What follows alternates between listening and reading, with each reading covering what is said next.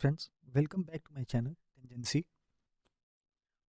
NCERT class 11 का जो syllabus है, टीजीटी या पीजीटी में मैक्सिमम क्लास 11th और क्लास 12th का जो सिलेबस है उससे क्वेश्चंस पूछे जाते हैं। लगभग 80 से 85 क्वेश्चन, 80 से 85 क्वेश्चन क्लास 11 और क्लास 12 से पूछे जाते हैं। तो ये वीडियो टीजीटी या पीजीटी के लिए ही बनाई जा रही हैं, लेकिन हम एक बेसिक से लेकर के एडवांस तक सारे डिटेल में इन चैप्टर्स के बारे में बात करने वाले हैं। तो इसलिए जो भी बच्चे क्लास 11th और क्लास 12th में हैं उनके लिए भी ये वीडियोस बहुत हेल्पफुल हो जाती हैं, बहुत मदद करेंगी। क्लास 11 अगर एनसीईआरटी का चैप्टर 1 की बात करें तो वो है सेट, रिलेशन एंड फंक्शन। देखिए, क्लास 12th में भी रिलेशन एंड फंक्शन का एक चैप्टर है, यानी कि बोर्ड एग्जाम में भी इससे क्वेश्चन पूछे जाते हैं। सेट के ऊपर मैं 3-4 वीडियो बना चुका हूँ, जिसमें सेट की सारी डिटेल मैं उन वीडियो में कवर कर चुका हूँ। ये उसका नेक्स्ट पार्ट है, जिसमें सारा रिलेशन से रिलेटेड जो भी कंटेंट है वो इस वीडियो में हम डिस्कस करने वाले हैं। नेक्स्ट वीडियो में हम फिर फंक्शन के बारे में बात करेंगे। ये जो रिलेशन मैं बताने वाला हूँ इसमें क्लास 12th और क्लास 11 दोनों का जो सिलेबस है वो कवर है। अगर इस वीडियो को देख लेते हैं तो क्लास 11 और क्लास 12 दोनों का जो रिलेशन का चैप्टर है वो पूरा कंप्लीट हो जाता है। रिलेशन आप जानते हैं इंग्लिश वर्ड है, इसका मतलब होता है संबंध। आप ये वर्ड से पहले से परिचित होंगे, आप जानते हैं रिलेशन का मतलब क्या होता है। मैथ्स में रिलेशन के बारे में पढ़ने से पहले कुछ चीज़ों को हमें पढ़ना है, जिससे कि रिलेशन का कॉन्सेप्ट ईजिली हमें पूरी तरह से समझ में आ पाए। सबसे पहले जो टर्म है वो है ऑर्डर्ड पेयर, इसको हिंदी में कहते हैं क्रमित युग्म। ऑर्डर्ड पेयर का कॉन्सेप्ट समझना ज़रूरी है, इसके बाद से आप रिलेशन एंड फंक्शन जो है उसको अच्छे से समझ पाएंगे। बहुत बेसिक है ये। ऑर्डर्ड पेयर का मतलब आप जानते हैं हिंदी में होता है क्रमित युग्म। ऑर्डर का मतलब आप जानते हैं होता है क्रम। ऑर्डर को हम हिंदी में कहते हैं क्रम, एक सीक्वेंस में।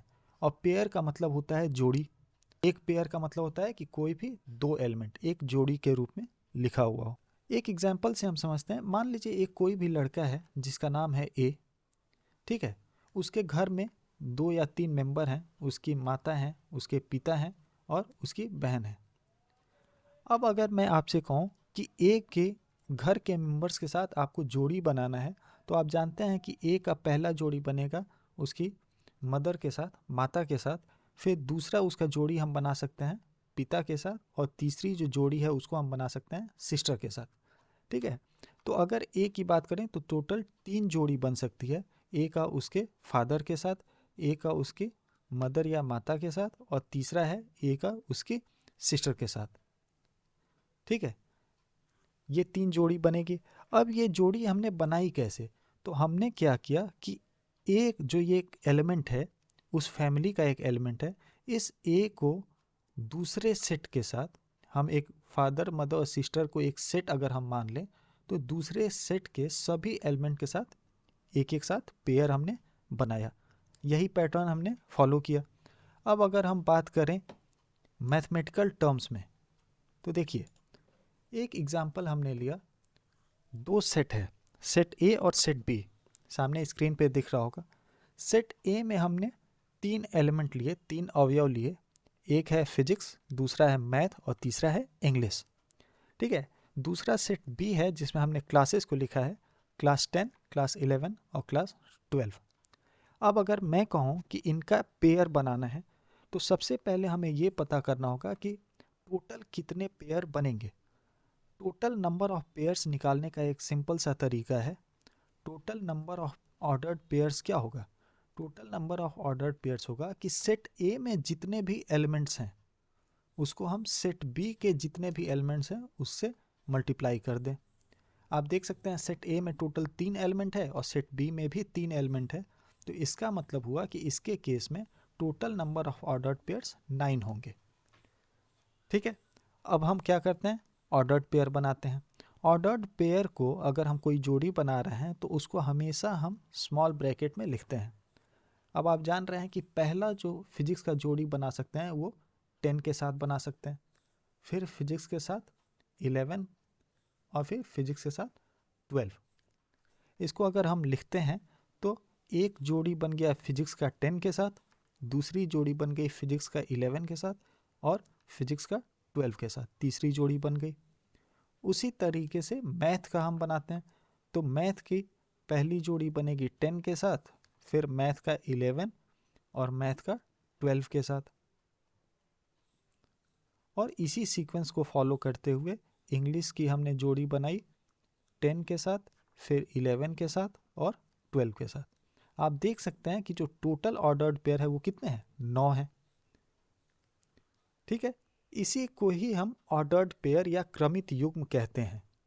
क्रमित युग्म में ए के सभी एलिमेंट का बी के सभी एलिमेंट के साथ जोड़ी बनाना है, जिसमें एक निश्चित पैटर्न को फॉलो कर रहा है। ठीक है, निश्चित पैटर्न मतलब अगर हमने सेट ए के एलिमेंट को ए यहाँ पे पहले लिखा है, तो सभी केस में जो सेट ए के एलिमेंट है उसको हम फर्स्ट एलिमेंट के रूप में ही लिखेंगे। ठीक है, इसको 12p नहीं लिख सकते हैं। ये क्या हुआ, ये पैटर्न टूट गया, तो ये इस ऑर्डर्ड पेयर का हिस्सा नहीं है। उसी सेट सीक्वेंस में, उसी क्रम में हमको ये जोड़ी बनानी है। अगर डेफिनेशन की बात करें ऑर्डर्ड पेयर या क्रमित युग्म, तो इसको हम लिख सकते हैं कि ordered pair of element taken from any two set. दो सेट ए और बी के ऑर्डर्ड पेयर अगर हम एलिमेंट्स की बना रहे हैं, तो हम एक is a pair of element, एक एलिमेंट की जोड़ियों के रूप में लिखते हैं, रिटन इन स्मॉल ब्रैकेट, और उसको छोटे स्मॉल ब्रैकेट के में बंद करते हैं, and grouped together in a particular order, और एक खास क्रम में उनको हम एक साथ उसकी जोड़ियों को बनाते हैं। ठीक है, यहाँ पे ब्रैकेट में लिखा हुआ है a b for every A element of capital A and b element of capital B. इसका मतलब यह कि जो सेट ए है, ये जो एलिमेंट ए है, अवयव ए है, ये हमेशा सेट कैपिटल ए का होगा, और ये जो बी है वो हमेशा सेट बी का होगा। ठीक है, सेट बी का जो एलिमेंट है वो हमेशा दूसरे नंबर पे लिखा जाएगा, और सेट ए का जो एलिमेंट है वो हमेशा पहले नंबर पे लिखा जाएगा, और इसी क्रम को हमें फॉलो करना है, इसी पैटर्न को फॉलो करना है। तो ये जो सीक्वेंस है इसको हम कहते हैं ऑर्डर्ड पेयर या क्रमित युग्म। अब चलते हैं नेक्स्ट स्लाइड पे। देखिए, ऑर्डर्ड पेयर के बारे में 2 पॉइंट्स हैं जिसको आपको याद रखना है। प्रैक्टिकल जो क्वेश्चंस होते हैं उसमें इनका यूज़ आ सकता है, तो इनको आपको अच्छे से समझना है और दिमाग में बैठा लेना है। पहला पॉइंट है कि 2 ऑर्डर्ड पेयर्स, कोई भी 2 ऑर्डर्ड पेयर्स हैं, are equal if and only if, सिर्फ और सिर्फ तभी बराबर होंगे if both the elements of the ordered pairs are equal, अगर जो दोनों एलिमेंट्स हैं ऑर्डर्ड पेयर के वो बराबर हों। एग्जाम्पल, अगर मैंने कहा कि एक ऑर्डर्ड पेयर है A1 और B1, ठीक है, ये एक ऑर्डर्ड पेयर है, एक क्रमित जोड़ी है ये। दूसरा ऑर्डर्ड पेयर हमने माना A2 और B2। अब ये दोनों बराबर कब होंगे, इक्वल कब होंगे, सिर्फ और सिर्फ तब जब जो A1 है ये A2 के बराबर हो, और जो B1 है B2 के बराबर हो। मतलब कि फर्स्ट एलिमेंट एक ऑर्डर पेयर का दूसरे एलिमेंट के फर्स्ट एलिमेंट के बराबर होना चाहिए, और सेकेंड एलिमेंट दूसरे जो ऑर्डर पेयर है उसके सेकेंड एलिमेंट के बराबर होना चाहिए। मतलब A1 A2 के बराबर होना चाहिए और B1 B2 के बराबर होना चाहिए, तभी ये दोनों ऑर्डर्ड पेयर इक्वल होंगे। इसको हम इस तरह से भी समझ सकते हैं कि मैंने कहा कि एक ऑर्डर्ड पेयर है 6 और 10, ये बराबर है दूसरे ऑर्डर्ड पेयर के जो कि है x एंड y। तो x और y की वैल्यू हमें निकालनी है। तो आप देख सकते हैं कि अगर ये दोनों ऑर्डर्ड पेयर इक्वल होंगे तो 6 किसके बराबर होना चाहिए, वो x के बराबर होना चाहिए, या फिर x जो है वो 6 के बराबर होना चाहिए। और दूसरा क्या है, 10 जो है वो y के बराबर होना चाहिए, तभी ये दोनों ऑर्डर्ड पेयर इक्वल होंगे। इसका मतलब x की वैल्यू क्या होगी, 6 होगी, और y की वैल्यू होगी 10। सिर्फ और सिर्फ इसी कंडीशन में ये दोनों ऑर्डर्ड पेयर इक्वल होंगे। इसको हम इस तरह से भी लिख सकते हैं कि जो 6 और 10 है, ये 10 और 6 ये दोनों ऑर्डर्ड पेयर बराबर नहीं हैं। ये दोनों जो ऑर्डर्ड पेयर्स हैं ये बराबर नहीं हैं, क्योंकि जो 6 है पहला एलिमेंट, इसके पहले एलिमेंट के बराबर नहीं है, और जो दूसरा एलिमेंट है ये दूसरे एलिमेंट के बराबर भी नहीं है। ठीक है, तो 6 और 10 ये 10 और 6 ऑर्डर्ड पेयर के बराबर बिल्कुल भी नहीं है। पहला पॉइंट था। दूसरे पॉइंट की अगर बात करें तो कह रहा कि जो second element in ordered pair is called image of the first element. जो एक ऑर्डर्ड पेयर का दूसरा एलिमेंट है वो पहले एलिमेंट का प्रतिबिंब या इमेज कहा जाता है। जैसे हमने कहा कि एक ऑर्डर्ड पेयर है ए और बी, तो इसमें पहला एलिमेंट है ए, दूसरा एलिमेंट है बी, तो इसमें जो बी है उसको हम कहेंगे इमेज ऑफ एलिमेंट ए। पहला जो एलिमेंट है उसका ये प्रतिबिंब या इमेज है। ठीक है, अगर हमने कहा यही ऊपर एग्जाम्पल में लिया हुआ ऑर्डर्ड पेयर की बात करें 6 और 10, तो इसको हम कहेंगे जो 10 है वो है इमेज ऑफ, इमेज किसका है, जो 10 है वो इमेज है 6 का। तो ये दो पॉइंट आपको याद रखने हैं। पहला जो सेकेंड एलिमेंट है उसको इमेज कहते हैं पहले एलिमेंट का, और दूसरा कि दोनों ऑर्डर्ड पेयर सिर्फ और सिर्फ तभी इक्वल होंगे जब A1 जो है वो A2 के बराबर हो और जो B1 है B2 के बराबर हो। ऑर्डर्ड पेयर का कॉन्सेप्ट क्लियर हो गया। अब चलते हैं नेक्स्ट टॉपिक पे जो है कार्टेशियन या क्रॉस प्रोडक्ट। कार्टेशियन या क्रॉस प्रोडक्ट, इसको हम हिंदी में कार्तीय गुणन भी कहते हैं। देखिए पिछले वीडियो में जब मैं सेट बता रहा था तो उसमें बताया था कि क्रॉस प्रोडक्ट क्या होता है, कार्तीय गुणन होता है। कार्तीय गुणन उस सेट को कहते हैं जिसमें सभी ऑर्डर्ड पेयर्स को एक साथ लिखा जाए। ठीक है, अगर सभी ऑर्डर्ड पेयर को एक साथ एक सेट के रूप में लिखा जाए तो उस सेट को हम कहेंगे कि वो कार्तीय गुणन है। फॉर एग्जाम्पल, एक हमने सेट माना P, दूसरा हमने सेट माना Q, दो सेट हमने कंसिडर किया। ठीक है, P के जो एलिमेंट्स हैं वो हैं, दो एलिमेंट हैं रेड एंड ब्लू, और Q में तीन एलिमेंट हैं जो हैं शर्ट, पैंट और बैग। अब अगर हम बात करें total number of ordered pair, total number of ordered pair कितने होंगे, तो मैंने क्या बताया था, total number of ordered pair होंगे number of elements of set A. पहला सेट के जितने भी एलिमेंट्स हैं, नंबर ऑफ एलिमेंट, उसको हम मल्टीप्लाई कर देते हैं दूसरे सेट में जितने भी एलिमेंट्स हैं। इसका मतलब कि total number of ordered pair जो क्रमित जोड़ी होंगी उनकी कुल संख्या होगी 6। अब आप बना लीजिए ऑर्डर्ड पेयर। ऑर्डर्ड पेयर हम बनाते हैं रेड का, पहले बनाते हैं शर्ट से, रेड का हम बनाते हैं दूसरा पैंट से, और रेड का बनाएंगे बैग से। ठीक है, रेड का एक ऑर्डर्ड पेयर बनाया शर्ट से, फिर पैंट से, उसके बाद से बैग से। इनको हम स्मॉल ब्रैकेट में बंद कर देते हैं। उसके बाद फिर ब्लू का बनाएंगे शर्ट से, पैंट से और बैग से। उसी सीक्वेंस को फॉलो करते हुए हमने ब्लू का भी तीनों ऑर्डर्ड पेयर बना लिया। टोटल ये 6 ऑर्डर्ड पेयर बनेंगे, क्रमित युग्म बनेंगे। मैंने क्या कहा, कार्तीय गुणन या क्रॉस प्रोडक्ट क्या है, total number of ordered pair को सेट के रूप में अगर लिखा जाए तो ये सारे जो नंबर ऑफ ऑर्डर्ड पेयर्स हैं 6 ऑर्डर्ड पेयर, इनको हमने क्या किया, एक सेट के रूप में लिखा गया। आप जानते हैं सेट को हम ब्रेसेस के अंदर बंद करते हैं। इसको अगर ब्रेसेस के अंदर हमने रख दिया तो ये क्या हो जाएगा, ये हो जाएगा cross product of two set P and Q।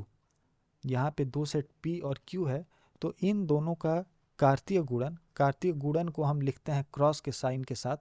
P cross Q का मतलब हुआ कि P और Q का क्रॉस प्रोडक्ट या कार्तीय गुणन। तो P क्रॉस Q बराबर ये एक सेट है, किसका सेट है, तो सारे ऑर्डर्ड पेयर्स को एक साथ अगर रख के एक सेट के अंदर रखते हैं तो इसको हम कहते हैं कार्तीय गुणन।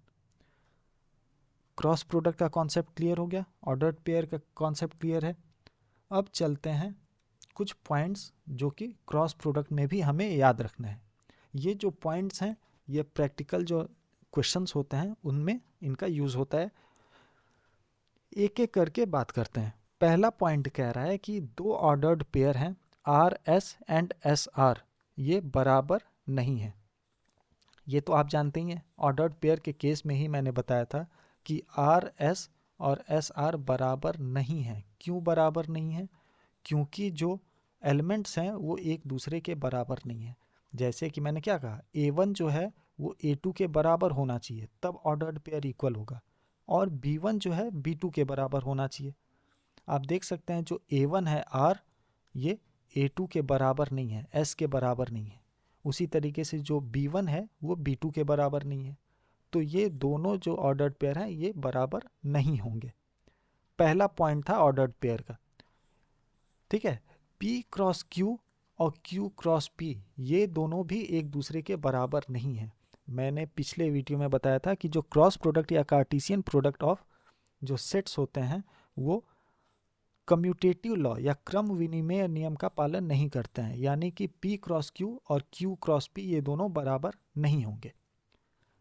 नेक्स्ट पॉइंट है सेकंड, इफ आइदर P और Q इज एम्प्टी सेट। अगर P और Q दोनों में से कोई भी एक सेट एम्प्टी सेट है या खाली सेट है, ठीक है, खाली सेट का मतलब हुआ कि उसमें कोई भी एलिमेंट नहीं है, तो P क्रॉस Q किसके बराबर होगा? ये होगा फाई के बराबर, यानी कि P क्रॉस Q भी एक एम्प्टी सेट ही होगा। एम्प्टी सेट को हम दो तरह से डिनोट करते हैं, या तो खाली ब्रेस बना देते हैं या फिर फाई से डिनोट करते हैं। तो P क्रॉस Q भी एक एम्प्टी सेट होगा। Third point, if there are P elements in set A, अगर सेट A में टोटल P एलिमेंट्स हैं एंड सेट B में टोटल Q एलिमेंट्स हैं, Q एलिमेंट्स हैं और P एलिमेंट्स हैं सेट और A और सेट B में, देन A क्रॉस B में P इंटू Q के बराबर एलिमेंट्स होंगे। अगर सेट A में टोटल P एलिमेंट्स हैं, सेट B में Q एलिमेंट्स हैं, तो A क्रॉस B में नंबर ऑफ एलिमेंट्स कितने होंगे? PQ के बराबर। ये आप पिछले जो स्लाइड है उससे भी समझ सकते हैं कि मैंने क्या कहा, total number of ordered pair कितने होंगे, तो वो PQ के बराबर होंगे। पहले सेट में जितने एलिमेंट हैं और दूसरे सेट में जितने एलिमेंट हैं उसके बराबर होंगे। तो एक कार्टेशियन प्रोडक्ट के सेट में कितने एलिमेंट होंगे, तो total number of ordered pairs ही तो होंगे, तो PQ के बराबर हो जाएगा।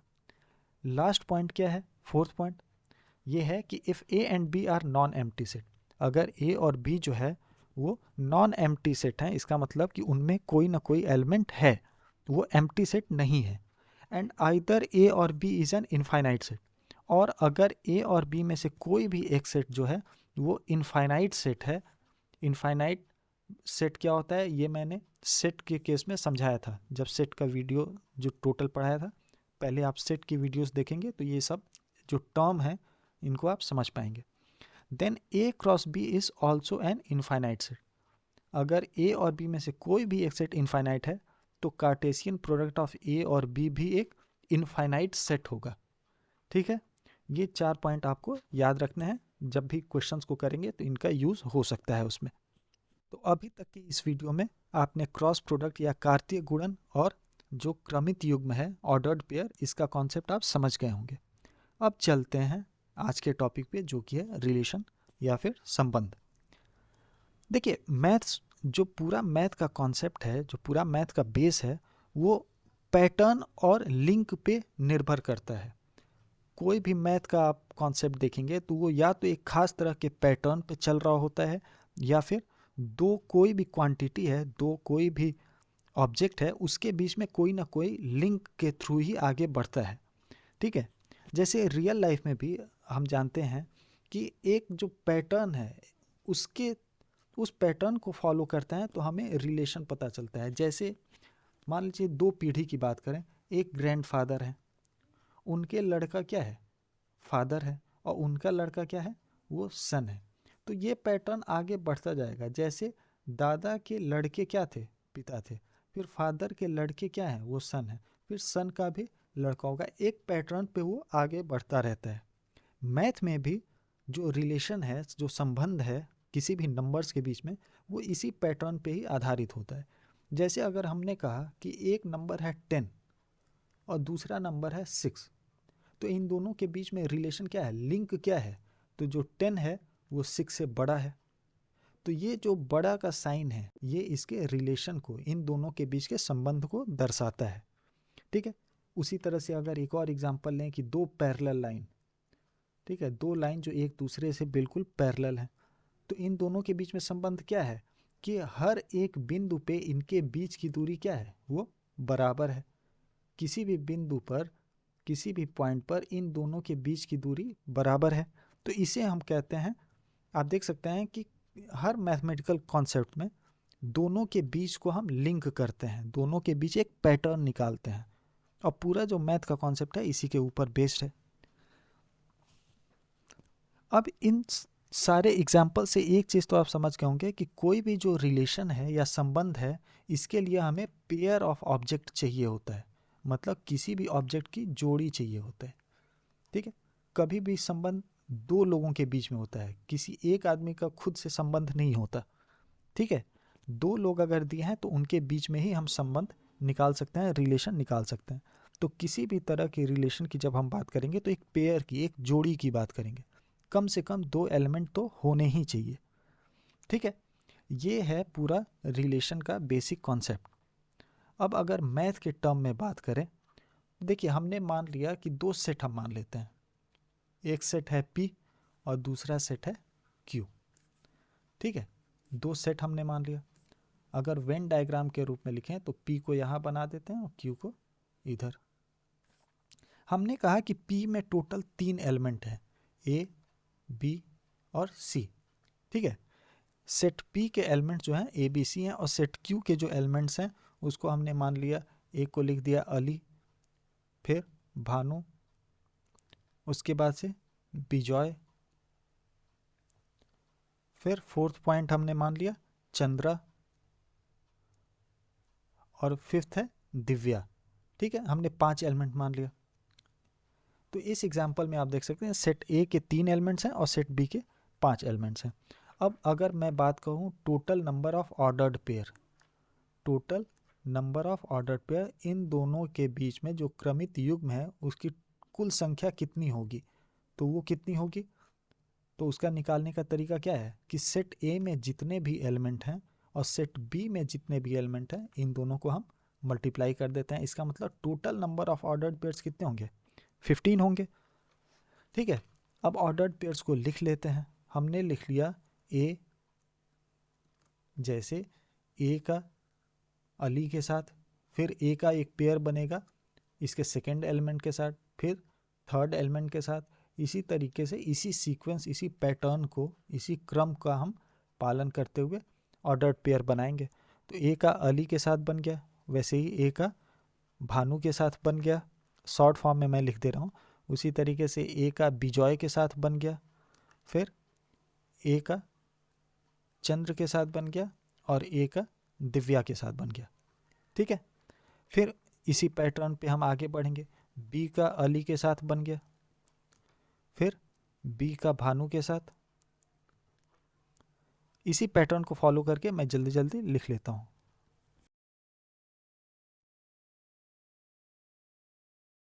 ठीक है, तो सारे ऑर्डर्ड पेयर्स को मैंने यहाँ एक सीक्वेंस में लिख दिया। टोटल 15 ऑर्डर्ड पेयर हैं। अब अगर मैं बात करता हूँ कार्टेशियन प्रोडक्ट की, P क्रॉस Q। ठीक है, तो P क्रॉस Q क्या होगा, तो जितने भी ऑर्डर्ड पेयर हैं, कुल ऑर्डर्ड पेयर्स को एक सेट के अंदर हम लिख लेते हैं। ठीक है, तो ये जितने भी ये 15 एलिमेंट्स हैं, इनको हम इसके बीच में लिख देंगे, तो ये क्या हो जाएगा, P क्रॉस Q हो जाएगा, यहाँ पर लिख देंगे।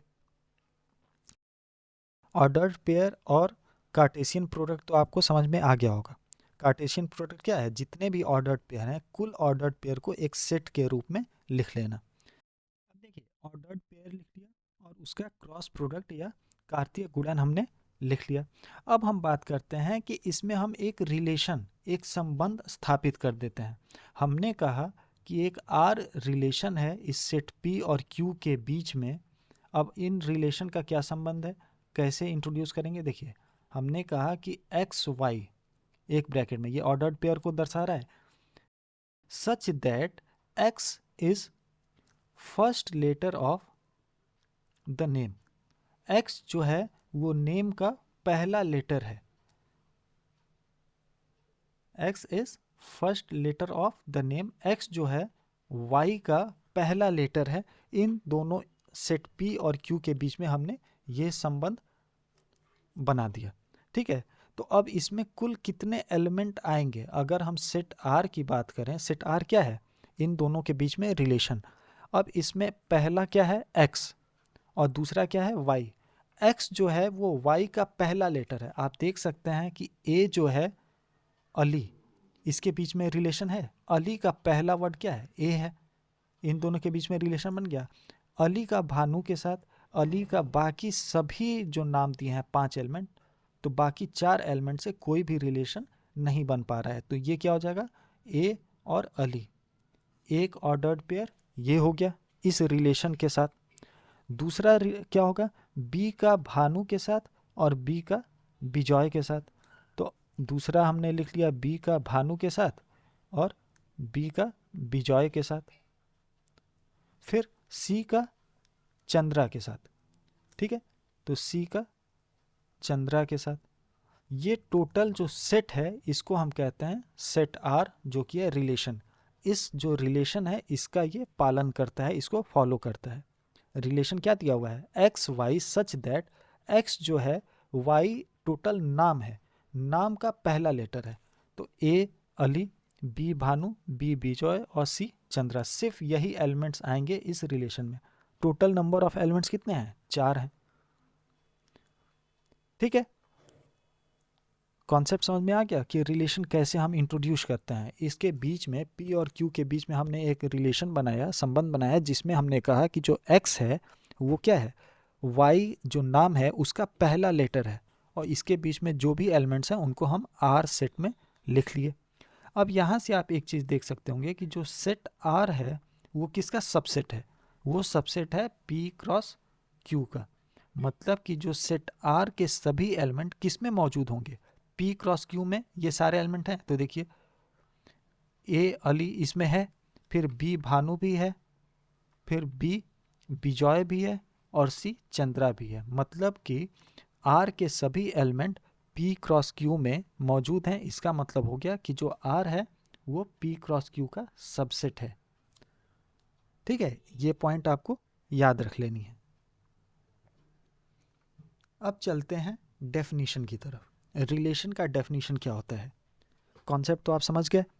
देखिए, अ रिलेशन आर, कोई भी रिलेशन आर जो है, from a non empty set A to a non empty set B, set A और सेट बी के बीच में कोई रिलेशन आर है, वो is a subset of Cartesian product A cross B.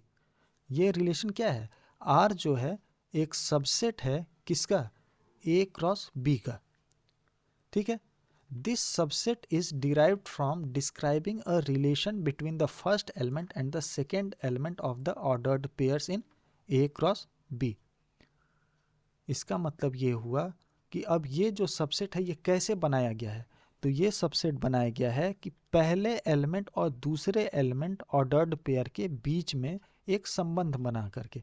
आप यहाँ देख सकते हैं कि जो भी ये ऑर्डर्ड पेयर है इसमें पहले एलिमेंट और दूसरे एलिमेंट के बीच में हमने एक रिलेशन बना दिया। रिलेशन क्या है कि जो नाम है उसका पहला लेटर एलिमेंट 1 है।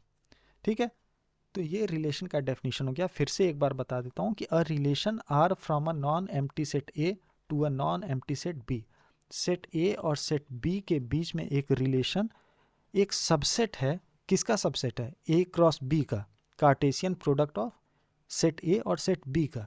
ये जो सबसेट है आर, ये कैसे बनाया गया है, तो ये बनाया गया है जो पहला और दूसरा एलिमेंट है ऑर्डर्ड पेयर का, क्रमित युग्म का, उसके बीच में एक संबंध का हमने डिफिनेशन दे दिया और हम इसका एक सेट बना सकते हैं।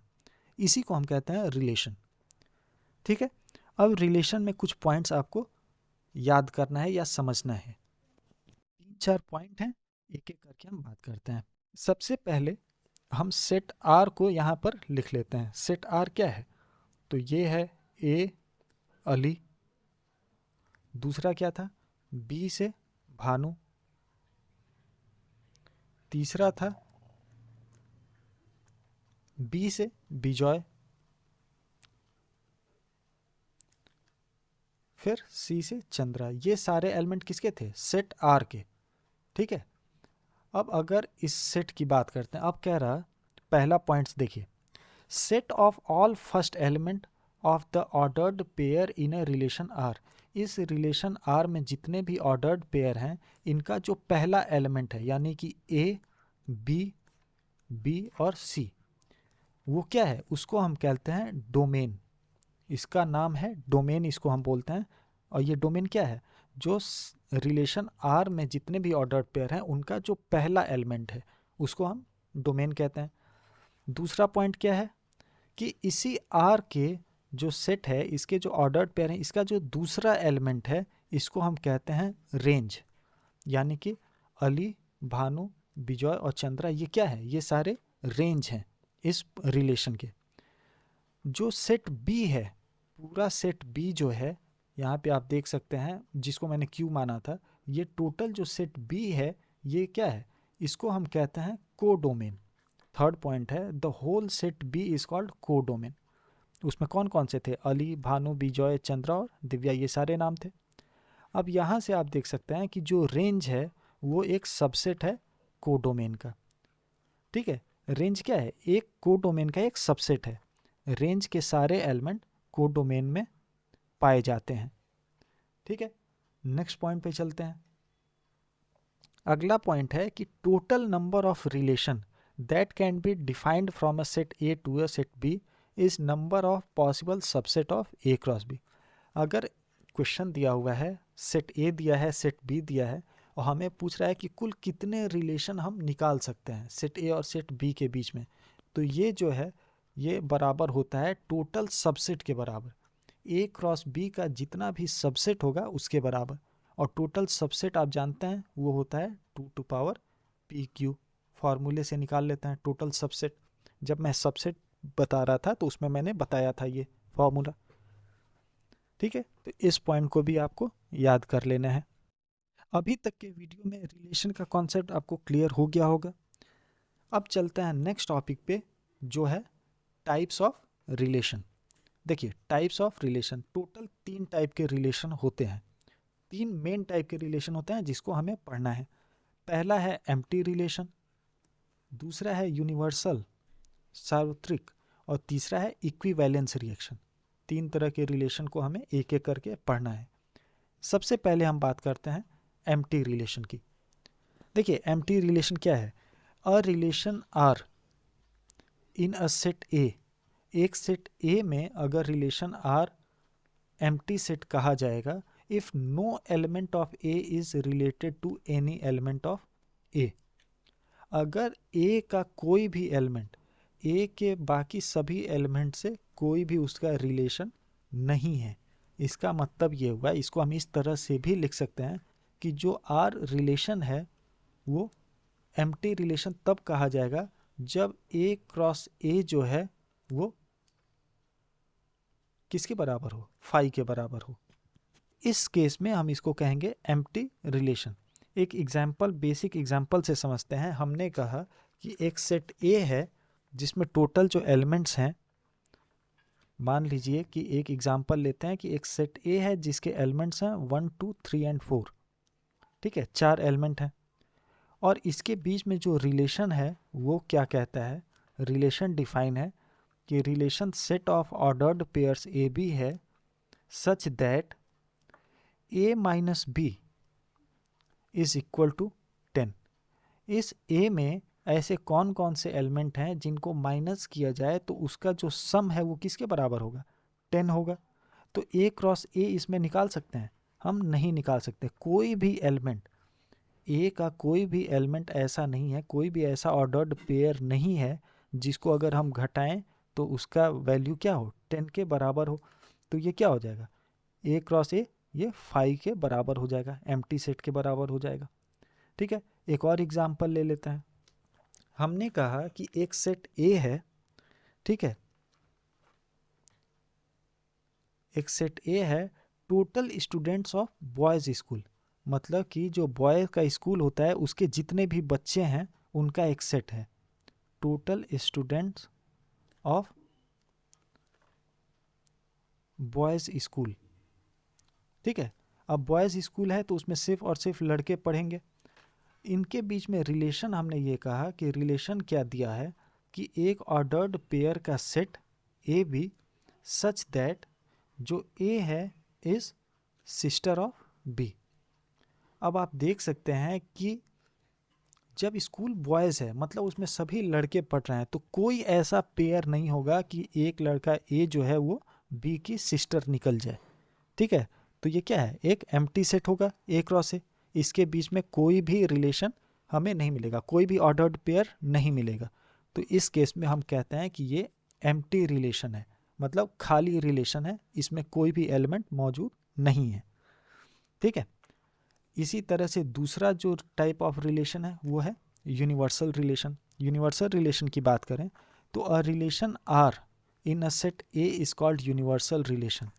एक सेट ए में आर यूनिवर्सल रिलेशन तब कहा जाएगा जब each element of A is related to every element of A. अगर ए का एक एलिमेंट ए के बाकी सभी एलिमेंट से कोई ना कोई उनका रिलेशन हो, उनके बीच में संबंध हो। मैथ के टर्म में हम लिख सकते हैं कि R is equal to A cross ए।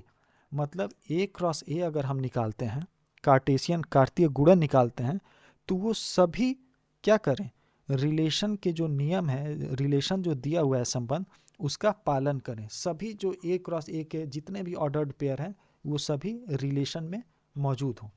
ठीक है, एग्जाम्पल हम ले लेते हैं। हमने मान लिया एक एग्जाम्पल, एक सेट हमने माना ए जिसके एलिमेंट्स हैं 1 2 3 एंड 4। मान लीजिए एक सेट है जिसके सारे एलिमेंट्स दिए हुए हैं 1 2 3 4। इसी के बीच में एक रिलेशन हमने आर ऐसा बताया, आर क्या है, ऑर्डर्ड पेयर का relation, such that a minus b जो है वो हमेशा 0 से बड़ा हो। ठीक है, mod of a minus b हमेशा 0 से बड़ा हो। अब आप जानते हैं कि ए दिया हुआ है 1 2 3 4। ठीक है, दूसरा सेट भी क्या है, ए ही है, 1 2 3 and 4। Total number of elements इसमें कितने होंगे, तो ये ए क्रॉस ए 4, 4 इंटू 4 16 हो जाएंगे ऑर्डर्ड पेयर। अब ऑर्डर्ड पेयर हम बनाते हैं तो 1 का 1 से बनेगा, 1 का 2 से, फिर 3 से और 4 से। अब इसको सॉल्व करते हैं, 1 माइनस 1 क्या होगा, 0। ये 0 के बराबर है तो इसका पालन कर रहा है। 1 माइनस 2 क्या होगा, 1, यहाँ पे मॉड लगा है। ठीक है, मॉड में प्लस हो जाता है, तो 1 माइनस 2 क्या होगा, 1, 1 0 से बड़ा है, वो भी सही है। तो इसका मतलब कि जो सभी रिलेशन है, सभी ऑर्डर्ड पेयर है, वो क्या कर रहे हैं, इस रिलेशन का संबंध का पालन कर रहे हैं। ठीक है, तो ऐसे केस में हम कहते हैं कि ये एक यूनिवर्सल रिलेशन है। इसको इस तरह से समझना ज़्यादा आसान होगा। हमने कहा कि एक सेट ए है, ए क्रॉस ए में हमने मान लिया कि ऑर्डर्ड पेयर है 1 1 2 2 और 3 3। ठीक है, और एक रिलेशन आर है, तो आर एक सेट है, वो किसका सेट है, 1 1 2 2 और 3 3। ठीक है, अब आप देख रहे हैं कि ए क्रॉस ए के सभी एलिमेंट क्या हैं, आर में है, तो इसी को हम कहते हैं यूनिवर्सल रिलेशन। यहाँ ए क्रॉस ए जो है ये किसके बराबर हो, आर के बराबर हो। और अगर ए क्रॉस ए ये है और रिलेशन में कोई भी रिलेशन नहीं है, मतलब कि ये एक एम्प्टी सेट है, और अगर रिलेशन क्या है, ये एम्प्टी है, तो इसको हम कहते हैं एम्प्टी रिलेशन। ठीक है, एम्प्टी रिलेशन और यूनिवर्सल रिलेशन का कॉन्सेप्ट। अब चलते हैं लास्ट जो रिलेशन है, इक्विवेलेंस रिएक्शन। इसको हिंदी में तुल्यता संबंध भी कहते हैं। इसके बारे में पढ़ते हैं, ये बहुत ज़्यादा इंपॉर्टेंट है और इससे क्वेश्चंस पूछे जाते हैं। देखिए, कोई भी रिलेशन आर एक सेट ए का इक्विवेलेंस रिलेशन तब होता है जब आर रिफ्लेक्सिव हो, सिमेट्रिक हो और ट्रांजिटिव हो। अभी हम एक एक करके इसके बारे में बात करेंगे कि रिफ्लेक्सिव क्या है, सिमेट्रिक क्या है या ट्रांजिटिव क्या है। लेकिन फिलहाल डेफिनेशन के तौर पे आप इक्विवेलेंस रिलेशन को इस तरह से देख सकते हैं कि कोई भी रिलेशन इक्विवेलेंस रिलेशन तब है जब वो रिलेशन रिफ्लेक्सिव भी हो, सिमेट्रिक हो और ट्रांजिटिव हो। ठीक है, अब रिफ्लेक्सिव और ट्रांजिटिव और सिमेट्रिक के बारे में अलग से बात करते हैं कि कोई भी रिलेशन रिफ्लेक्सिव कब होगा, सिमेट्रिक कब होगा और ट्रांजिटिव कब होगा। देखिए, a relation R in a set A is called reflexive. कोई भी रिलेशन रिफ्लेक्सिव तब होगा जब इफ ए और ए का जो ऑर्डर्ड पेयर है वो रिलेशन का एक एलिमेंट है for every A element of A. इसको एग्जाम्पल से बेहतर समझ पाएंगे अगर हम एक एग्जाम्पल लेते हैं। मान लीजिए हमने कहा कि एक सेट ए है, ठीक है, सेट ए जिसका एलिमेंट है 1 2 और 3, और इसका कोई भी रिलेशन आर डिफाइन किया गया है, और इस आर के जो ऑर्डर्ड पेयर्स हैं, इसके जो एलिमेंट्स हैं वो अगर दिए हुए हैं 1 1 2 2 3 आगे इसको और बढ़ा देते हैं, मान लिया कि 1 2 और 2 3 भी दिया है, 1 2 और 2 3 एक ये रिलेशन दिया हुआ है। ठीक है, अब हमें ये चेक करना है कि ये जो सेट ए का रिलेशन दिया है ये रिफ्लेक्सिव है या नहीं है। तो रिफ्लेक्सिव कब होगा? जब हर एक एलिमेंट ए, इस सेट ए के हर एक एलिमेंट ए का एक जो ऑर्डर्ड पेयर ए मौजूद हो। आप जानते हैं कि इसमें एलिमेंट ए कौन कौन से हैं इस रिलेशन में, तो वो है 1 2 और 3। अब इस रिलेशन में ऑर्डर्ड पेयर देखिए 1 1 2 2 और 3 3, ये तीनों एलिमेंट्स हैं इस ऑर्डर्ड पेयर में, और ये किसको फॉलो करते हैं? ए को फॉलो करते हैं। तो इसका मतलब ये हुआ कि ये जो रिलेशन है ये क्या है? ये रिफ्लेक्सिव है। ये आपको याद रखना है। जैसे जैसे क्वेश्चंस को करेंगे तो ये कॉन्सेप्ट और आपको समझ में आएगा, लेकिन फिलहाल इतना समझ लीजिए कि जो रिलेशन में जो भी ऑर्डर्ड पेयर है वो इस पैटर्न को फॉलो करना चाहिए कि जो ए है, एलिमेंट ऑफ सेट ए, वो इस रिलेशन में ए के रूप में मौजूद होना चाहिए। अब चलते हैं जो दूसरा है सिमेट्रिक, इसको हिंदी में कहते हैं सममित। कोई भी रिलेशन सममित तब होगा, सिमेट्रिक तब होगा जब a1 a2 element of R है। इसका मतलब ये हुआ कि जो a2 है एलिमेंट a1 ये भी R का ही हिस्सा हो। इसको भी एक एग्जांपल से समझ लेते हैं। हमने क्या कहा था कि एक सेट A है जिसके एलिमेंट्स हैं 1 2 और 3, ठीक है, और इसका एक रिलेशन दिया हुआ है R। ये जो रिलेशन सेट है ये हमने मान लिया कि ये दिया हुआ है 1 1 2 2 3 3। इससे तो आपको पता चल गया कि ये रिफ्लेक्सिव तो है ही। इसके आगे दिया है 1 2 2 3 2 1 और 3 2। ठीक है, मान लिया कि एक ऑर्डर्ड पेयर का ये सेट दिया हुआ है जो रिलेशन है। अब इसमें क्या कह रहा है कि जो a1 a2 implies a2 a1। इसका मतलब कि अगर इस रिलेशन में कोई भी ऐसा एलिमेंट है जो इसका इस पैटर्न को फॉलो करता है, a1 a2 और a2 a1 सभी एलिमेंट के लिए, तो देखिए ये तो रिफ्लेक्सिव है ही, इसको तो इसमें हटा देते हैं। अब a1 a2 मतलब दोनों एलिमेंट अलग हो। यहाँ पे देखिए हम कह रहे हैं कि दूसरा जो 1 और 2 एलिमेंट दिया हुआ है यहाँ पे, ये क्या है? इस पैटर्न को फॉलो कर रहा है a1 a2 को। ठीक है, तो a2 a1 भी इस सेट में मौजूद है या नहीं, यानी कि 2 और 1 पोजीशन को चेंज कर दिया है, तो 2 1 इसमें मौजूद है या नहीं है? है। ठीक है, और a1 a2 ये भी है, 2 3 ये भी तो a1 a2 है। इसमें a1 2 है और a3 क्या है, a2 क्या है, 3 है। तो क्या कोई ऐसा ऑर्डर्ड पेयर मौजूद है जो 3 2 ऐसा लिखा हुआ हो? तो हाँ, ये मौजूद है यहाँ पर। ठीक है, तो इसका मतलब ये हुआ कि इस पैटर्न को भी ये फॉलो कर रहा है। तो ऐसे रिलेशन को हम कहते हैं सिमेट्रिक या सममित रिलेशन। सममित रिलेशन कब होगा? जब a1 a2 अगर R का हिस्सा है, एलिमेंट ऑफ R है, तो इसका मतलब ये हुआ कि a2 a1 भी R का हिस्सा होना चाहिए। अगर ऐसा होता है तो ये क्या होगा? सिमेट्रिक रिलेशन कहा जाएगा। थर्ड जो है, इसी तरह का जो थर्ड रिलेशन है उसको हम कहते हैं ट्रांजिटिव रिलेशन। अब इस केस में क्या होता है ट्रांजिटिव रिलेशन में, कि अगर a1 a2 ये R का हिस्सा दिया हुआ है, R का एलिमेंट है, और a2 a3 भी R का एलिमेंट है, a2 a3 भी R का एलिमेंट है, तो इसका मतलब ये हुआ कि a1 a3 भी R का एलिमेंट होना चाहिए। अगर ऐसा होता है तो ये रिलेशन ट्रांजिटिव है, वरना नहीं है। एक एग्जांपल फिर से ले लेते हैं। हमने कहा कि एक सेट A माना था जो कि उसके एलिमेंट्स हैं 1 2 3। इसमें रिलेशन R डिफाइन किया गया है। ये जो R है सेट ऑफ ऑर्डर्ड पेयर्स है। ये कौन कौन से हैं? तो 1 1 2 2 3 3 1 2 2 3 और 1 3। अगर ये ऑर्डर्ड पेयर्स दिए हुए हैं तो अब हमें चेक क्या करना है? चेक करना है कि a1 a2 अगर एलिमेंट ऑफ R है, a2 a3 element of R है, तो a1 a3 भी R का एलिमेंट होना चाहिए। ये तो रिफ्लेक्सिव है, ये तो आपको पता है। अब यहाँ पे देखिए a1 a2 a2 a3। ठीक है, अब कह रहा है कि अगर a1 a2 A2 A3 R का हिस्सा है तो A1 A3 भी R का हिस्सा होना चाहिए। तो A1 A3 क्या होगा, 1 और 3, A1 A3 यहाँ पे दिया हुआ है, ये R का हिस्सा है या नहीं है, है। R का हिस्सा तो है ना, R सेट R में ये मौजूद है। तो अगर R का हिस्सा है तो ये जो रिलेशन ये ट्रांजिटिव होगा, सकर्मक होगा। और अगर R का हिस्सा ये नहीं है, मान लीजिए यहाँ 1 3 की जगह पे 3 1 दिया होता, तो इस केस में क्या होगा कि ये ट्रांजिटिव या सकर्मक नहीं है, क्योंकि A1 A2 तो R का हिस्सा है, A2 A3 भी R का हिस्सा है, लेकिन A1 A3 R का हिस्सा नहीं है।